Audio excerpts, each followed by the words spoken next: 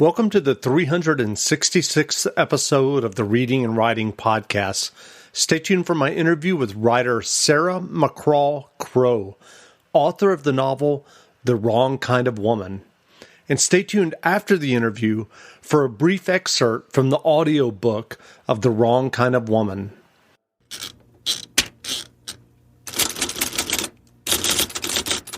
The Reading and Writing Podcast is brought to you by Libro FM. Libro.fm lets you purchase audiobooks directly from your favorite local bookstore. You can pick from more than 185,000 audiobooks, including bestsellers and recommendations from booksellers. You'll get the same audiobooks at the same price as the largest audiobook company out there, but you'll be part of a different story. One that supports your local community and your local bookstore. If you're new to audiobooks, they're the perfect way to get more books into your busy life.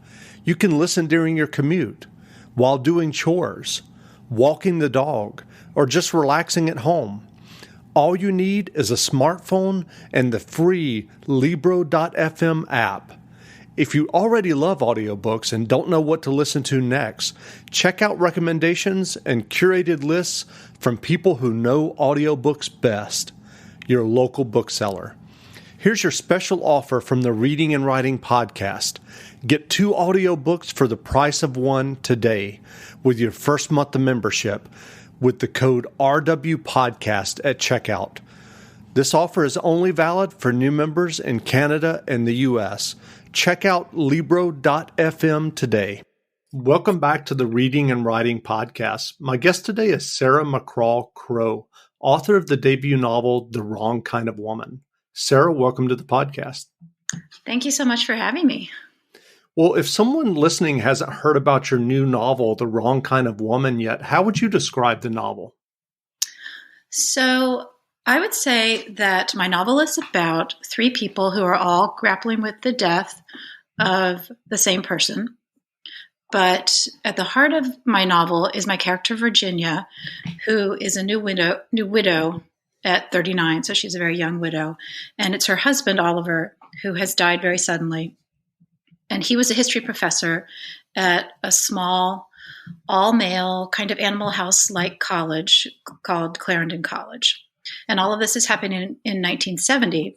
So in the background, we have the Vietnam War, which has been dragging on, and all those issues related to it, like the student strikes and protests, and more radical elements like the Weather Underground are getting started.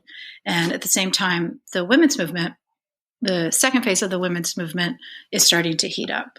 So my character, Virginia, is pretty undone by her husband's death, and she starts to become friends with some women that she probably would not have become friends with otherwise. And these are the only 4 women faculty at Clarendon College. And with these new friends, she helps to bring the women's movement to their small town and to the college. So that's sort of my long-winded answer of part of what the novel is about. So, do you remember the original idea or impetus that led you to write The Wrong Kind of Woman? You know, it's kind of funny because I think the original idea was not an idea, but just a couple of characters. And when I started writing about Virginia, she was actually a version of a character that I had written about a long time ago in the first short story I ever published. And then pretty soon I was writing about Oliver, and I had all these pages from his perspective. And so I was just writing away, and different characters kept popping up. And then I realized, I'm not sure when I realized this, but 2 of my sort of longtime interests kind of got folded in there. And one is my fascination with the women of my mom's generation, like women who are in their 80s and even 90s today, and how they arranged their lives, how they navigated the choices that were available to them and not available to them. And, I wondered what their lives were like. And then my other longtime interest is in my own alma mater, Dartmouth College, and what it would have been like in the years before coeducation, what it would have been like for the people who were either didn't feel like they belonged there or were on the outside for one reason or another. if you were a woman and you couldn't go there, or if you were one of the first female exchange students there. So it was kind of like a funny mix of things that sort of popped up little by little. Well, as you said, the book is set in 1970. What kind of research did you do to capture the time and place in your novel? So it's kind of, when I started working on this and as I got deeper into it, I thought I knew plenty about the late 60s and early 70s, but it turned out I didn't know that much. And I ended up reading memoirs of women who were activists at the time, or people who got more radical. That's not really what my book is about per se, but it was helpful to sort of get the context, and some more general histories, and then some more niche histories. Like there's a whole book about the struggle for coeducation in the more elite, like the Ivy League colleges, and how much pushback there was against the move towards coeducation. And then I looked at things like what were the bestsellers at the time and what were the movies, and listened to a lot of music. And music was actually a way to sort of, that was less in the realm of research and more in the realm of sort of trying to set the mood for myself to think about the texture of the time. So sort of a mixture. And I would say I sort of researched as I went along, as things would pop up. If I didn't know something or wondered about something, I would just dig in and do a little bit of research. Well, given the themes of your novel, I guess it's not surprising. Do you see continued echoes in terms of what's going on right now culturally with protests against police brutality, as well as the Me Too movement, et cetera?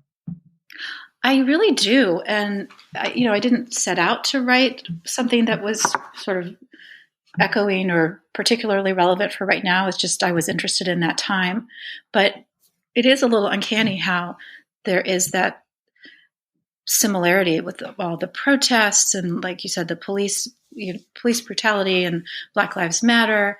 And then more recently, when Ruth Bader Ginsburg died and more articles came out about all her work on gender equity, and the reminder of how it really hasn't been that long for women to have things like access to, get their own mortgage or to get a credit card in their own name, to get birth control, all of those kinds of things. And yeah, we don't have the one difference. We do have the political division that there was 50 years ago, but the political division is very different now. Back then it was more young versus old, roughly. And now it's red versus blue, and arguably much deeper than it was then. Right. So yeah, I think you can look at and see a lot of the parallels of those two times, even though they are 50 years apart. Sure. So do you remember the first fiction that you ever wrote? Well, I noodled around with fiction for a long time, starting when I was pretty young, like in my 20s, but I just didn't have the confidence to pursue it seriously until, maybe 13 years ago, I would say. So the first short story that I ever completed, I'd written short stories. I had tried to write novels before, but the first one that I ever completed and got published and all of that was probably about 13 years ago. And that was around the time that I started taking writing classes and going to conferences and joining writing groups and that kind of thing. And what eventually led you to writing and getting The Wrong Kind of Woman published? Well, so I was plugging away at my fiction writing and sort of doing that around the edges, I guess, and taking classes and so forth. And this is going to sound like a roundabout answer, but I was actually working on something else for about 8 years. And it was a historical novel about the sister of the artist John Singer Sargent. So I was researching and writing and writing and writing. And then I ended up with this big novel that spanned like 50 years. And that novel actually got me an agent, but it didn't sell. But while all that time when my agent was looking at it, and when I was querying, and then after that, when it was out on submission, I started this other project. And that was what became The Wrong Kind of Woman. And it came pretty quickly. I wrote it in about maybe 2.5 years, I think. And I think it was such a relief to just write something that was in a time period that I knew and places that I knew. And it was just sort of like a way to get away from the other project. So then it turned into the novel that sold. I guess you never know. Yeah, that's great. Well, it sounds like from what you said earlier that your writing process was rather organic. Is that the case, or did you at some point do any type of outline or plot? An outline? Yeah. Sorry, go ahead. No, that's okay. Organic is exactly the word for it, because I was just writing pages in different characters' points of view and getting to know them and their backstory. And that is definitely one of my downfalls, I guess, is spending too much time in backstory, like thinking about what happened in their childhood and what were their like terrible things that happened when they were young. And so I think any outline I did came later when I looked at what I had and tried to start imposing order on it. And a lot of that actually was paring things away. Like the character Oliver, the dead husband, I had so many pages in his point of view. And at a certain point, I realized that it wasn't his story and he couldn't be narrating from the past. So he had to go. So any outlining I was doing came much later, sort of backwards outlining, I guess. Gotcha. So at that point, did you know that he was dead and you were just writing those pages from his point of view before his death? I didn't at first. Mm-hmm. I don't know exactly when I did know that he was going to be, he was going to die on page 1. But I was interested in these two characters, Virginia and Oliver, who both feel like failures and outsiders for different reasons, and were not able to talk about those feelings with each other, even though they were husband and wife. So I think I was also looking at the ups and downs of a marriage. And I really can't remember when it was clear that he was he was dead. But I was still thinking that even though he was dead, he would be we would get more of his perspective. And as the novel is now, we don't get that. He's only filtered through what other people are remembering about him. Right. Well, I know that you're currently in an MFA program. How has the MFA experience been for you? Well, I actually finished the MFA last summer. So that's done. And it actually was a wonderful experience. It was something that I had over and over. I had decided not to do an MFA because I had gone to grad school for journalism when I was younger, and I felt like I did that and I can just take classes and that's enough. And at some point I finally decided I'm just going to do it. I'll see if I can get some funding. And I did. And it was just, I wish I had done it sooner, but I also wonder if doing it later, after spending many years taking classes and writing and so forth. This week at Macy's, get great deals on fashion and home essentials. Update your wardrobe with 20% off new spring shoes and sneakers, and 20 to 50% off fresh looks for him and her. Plus, transform your space with Luxe Hotel Collection bedding, now 40% off. And Macy's Star Rewards members can earn on every purchase except gift cards, services, and fees. More at Macys.com/Star Rewards. Savings off sale and clearance prices. Exclusions apply. Gave me a different understanding and experience of it. And there is a lot of, when you're in workshop and you get critiqued, and sometimes the critiques can be sort of harsh.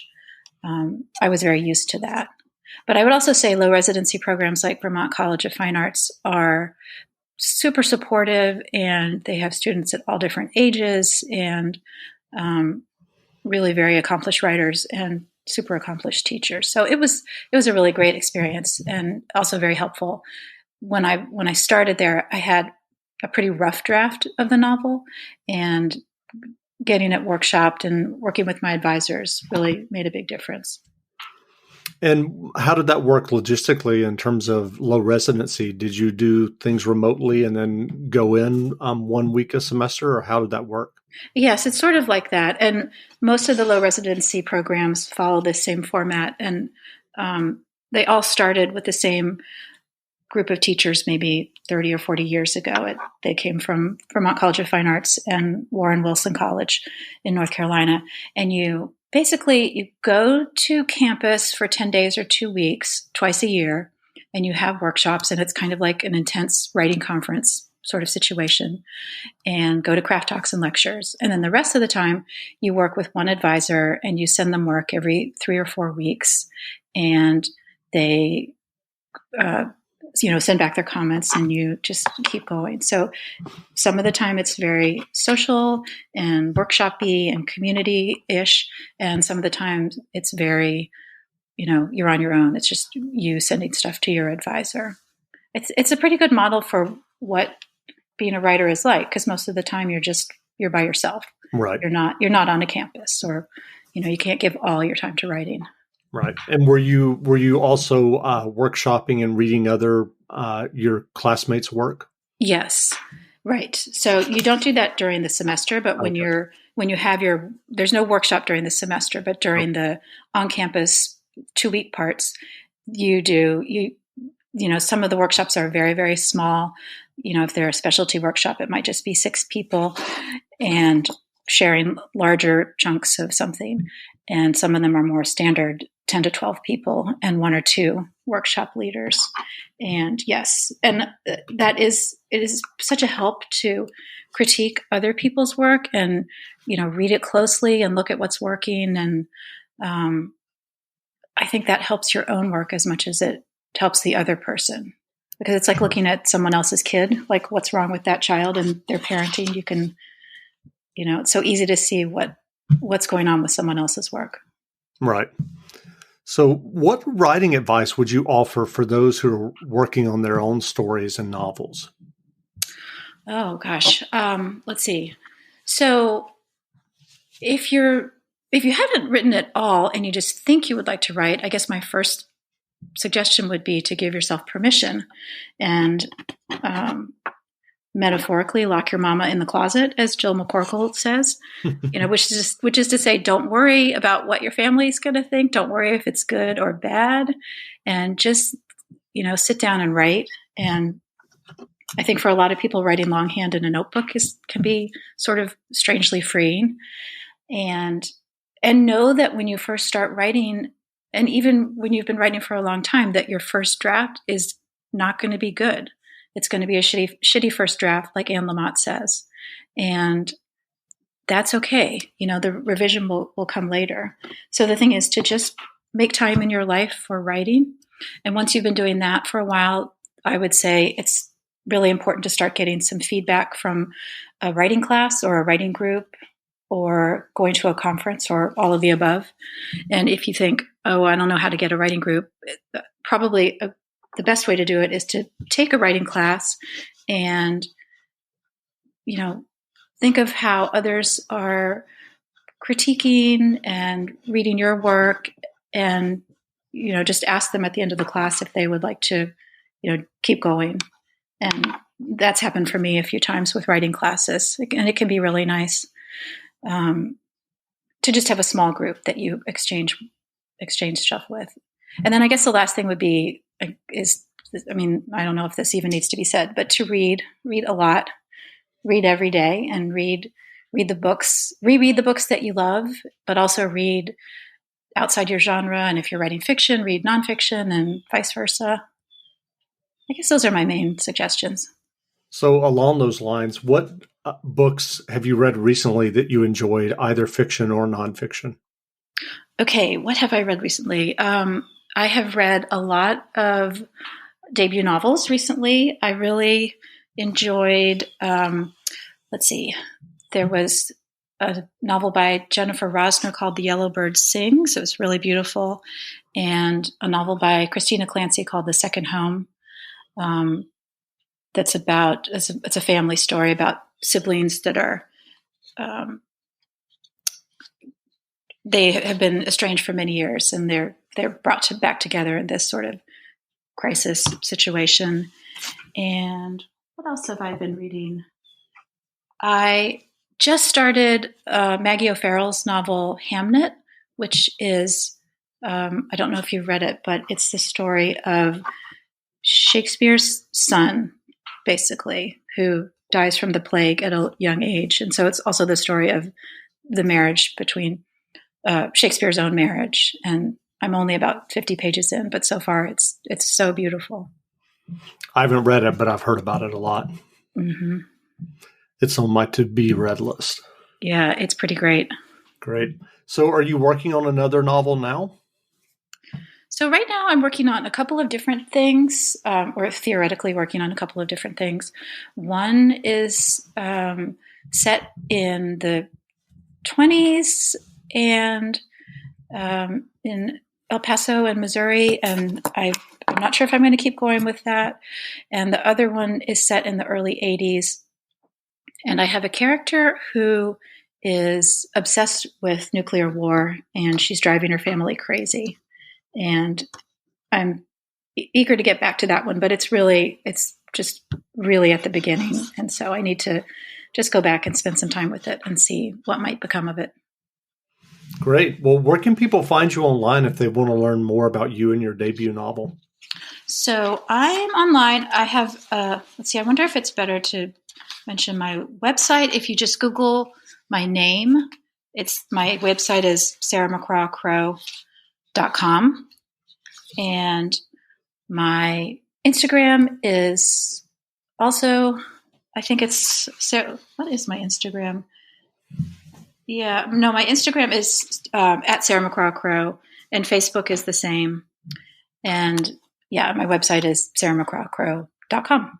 Great. Well, again, we've been speaking with Sarah McCraw Crow, author of the debut novel, The Wrong Kind of Woman. The novel is on sale now, so go buy a copy. And Sarah, thanks for doing this interview. Thank you so much, Jeff. I really appreciate it. Great. Stay tuned for a brief excerpt from the audiobook of The Wrong Kind of Woman by Sarah McCraw Crow, narrated by Andy Arndt, published by Harlequin Audio, and available wherever audiobooks are sold. Oliver died the Sunday after Thanksgiving, the air heavy with snow that hadn't fallen yet. His last words to Virginia were, "Tax, Ginny? Do we have any tax?" That morning at breakfast, their daughter, Rebecca, had complained about her eggs. "Runny and gross," she said. Also, the whole neighborhood already had their Christmas lights up. And why didn't they ever have outside lights? Virginia tuned her out. At 13, Rebecca had reached the age of comparison, noticing where her classmates' families went on vacation, what kinds of cars they drove. But Oliver agreed about the lights, and after eating his own breakfast and Rebecca's rejected eggs, he drove off to the hardware store to buy heavy-duty Christmas lights. Back at home, Oliver called Virginia out onto the front porch, where he and Rebecca had looped strings of colored lights around the handrails on either side of the steps. Virginia waved at their neighbor Gerda across the street. On her own front porch, Gerda knelt next to a pile of balsam branches, arranging them into 2 planters, as Rebecca and Oliver described their lighting scheme. Rebecca's cheeks had gone ruddy in the New Hampshire cold, as Oliver's had. Rebecca had his red gold hair, too. "Up one side and down the other," Rebecca said, "like they do at Molly's house." "Tax, Ginny? Do we have any tax?" Oliver interrupted. In no time, he'd lost patience with this project, judging by the familiar set of his jaw, the frown lines corrugating his forehead. A few minutes later, box of nails and hammer in hand, Virginia saw Oliver's booted feet splayed out on the walk, those old work boots he'd bought on their honeymoon in Germany a lifetime ago. "Do you have to lie down like that to—" she began, while Rebecca squeezed out from between the porch and the overgrown rhododendron. "Dad?" Rebecca's voice pitched upward. "Daddy!" Virginia slowly took in that Oliver was lying half on the lawn, half on the brick walk, one hand clutching the end of a light string. Had he fallen? It made no sense, him just lying there on the ground like that, and she hurtled down the porch steps. Oliver's eyes had rolled back so only the whites showed. But he'd just asked for tacks, and she hadn't had time to ask if nails would work instead. She crouched, put her mouth to his, and tried to breathe for him. Something was happening, yes. Maybe now he would turn out to be just resting, and in a minute he'd sit up and laugh with disbelief. Next to her, Rebecca shook Oliver's shoulder, pounded on it. "Dad, you fainted. Wake up." "Go call the operator," Virginia said. "Tell them we need an ambulance. Tell them it's an emergency. A heart attack, Becca. Run." Rebecca ran. Virginia put her ear to Oliver's chest, listening. A flurry of movement. Gerda was suddenly at her side, kneeling, and Eileen from next door, then Rebecca, gasping or maybe sobbing. Virginia felt herself being pulled out of the way as the ambulance backed into the driveway and the two paramedics bent close. They, too, breathed for Oliver, pressed on his chest while counting, then lifted him gently onto the backboard and up into the ambulance. She didn't notice that she was holding Rebecca's hand on her one side and Eileen's hand on the other, and that Gerda had slung a protective arm around Rebecca. She barely noticed when Eileen bundled her and Rebecca into the car without a coat or purse. She didn't notice the snow that had started to fall, first snow of the season. Later, that absence of snow came back to her, when the image of Oliver lying on the bare ground, uncushioned even by snow, wouldn't leave her. Aneurysm. A ruptured aneurysm, a balloon that had burst, sending a wave of blood into Oliver's brain. A subarachnoid hemorrhage. She said all those new words about 1,000 times, along with more familiar words. Bleed and blood and brain. Rips and tears. 1 in a million. Sitting at the kitchen table, Rebecca next to her and the coiled phone cord stretched taut around both of them, Virginia called one disbelieving person after another, repeated all those words to her mother, her sister Marnie, Oliver's brother, Oliver's department chair, the people in her address book, the people in his. At President Weissman's house 5 days later, Virginia kept hold of Rebecca. Rebecca had stayed close, sleeping in the middle of Virginia and Oliver's bed as if she were little and sleepwalking again, her shruggy new adolescent self forgotten. They'd turned into a sudden team of 2, each one circling, like moons, around the other.